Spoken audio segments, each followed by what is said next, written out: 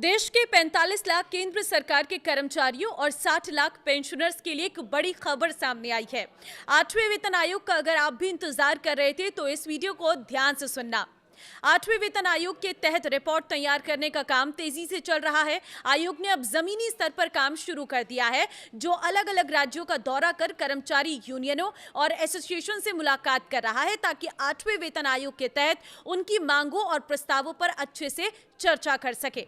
नमस्कार, मैं हूं आपके साथ ममता तिवारी और आप देख रहे हैं न्यूज 18 का डिजिटल प्लेटफॉर्म।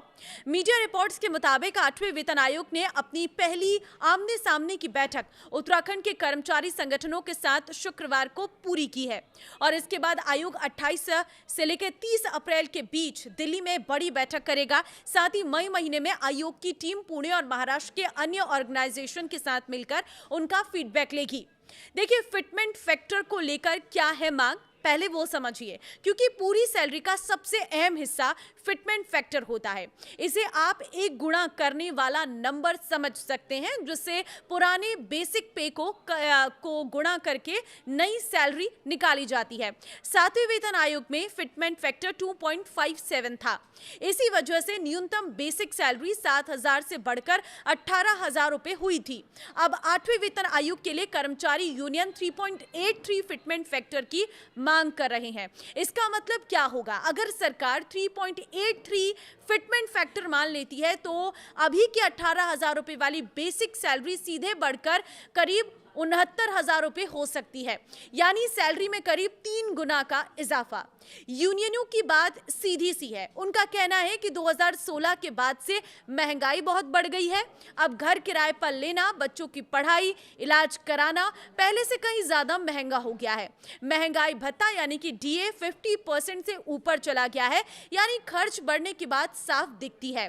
ऐसे में पुरानी सैलरी से रोजमर्रा की जरूरतें पूरी करना मुश्किल हो रहा है। इसलिए कर्मचारी चाहते हैं कि उनकी सैलरी आज के जमाने और आज के खर्चों को देखते हुए बढ़ाई जाए, ना कि पुरानी नियमों के हिसाब से। 5 यूनिट की फैमिली एक बदलाव 5 यूनिट फैमिली को लेकर है, क्योंकि अभी तक 3 यूनिट की फैमिली मानकर भत्ता तय किया जाता है, लेकिन अब यूनियन की मांग 5 यूनिट की फैमिली मानकर किया जा रहा है।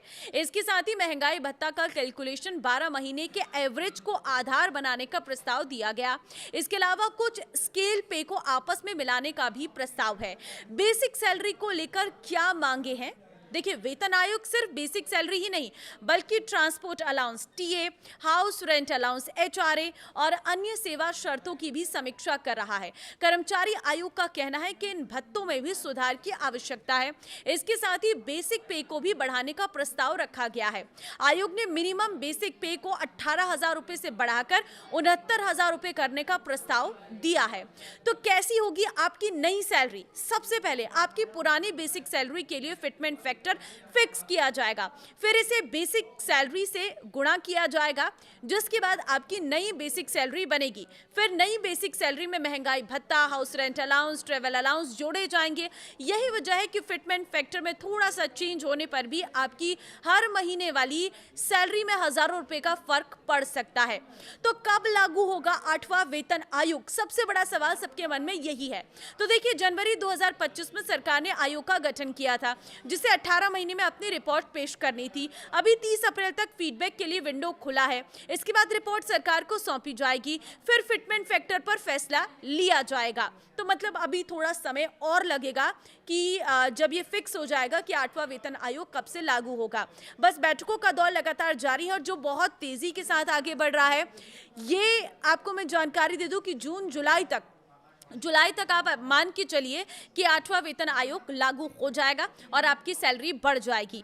आप इस 8वें वेतन आयोग में क्या बदलाव चाहते हैं? आपको क्या लगता है फिटमेंट फैक्टर कितना होना चाहिए?